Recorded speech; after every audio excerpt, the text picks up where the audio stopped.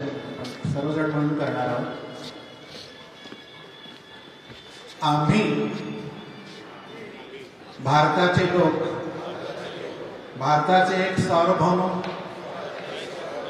समाजवादी धर्मनिरपेक्ष लोकशाही गणराज्य घडवण्याचा व त्याच्या सर्व नागरिकांस सामाजिक, आर्थिक व राजनैतिक न्याय, विचार, अभिव्यक्ती, विश्वास, श्रद्धा व उपासना याचे स्वातंत्र्य, दर्जाची व संधीची समानता निश्चितपणे प्राप्त करून देण्याच्या आणि त्या सर्वांमध्ये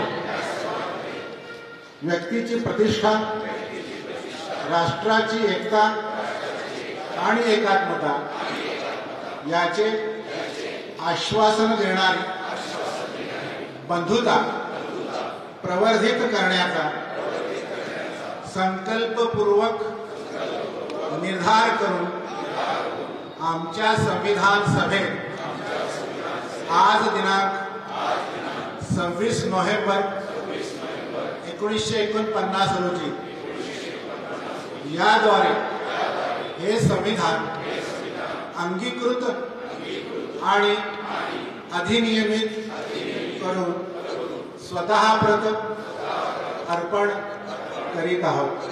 धन्यवाद।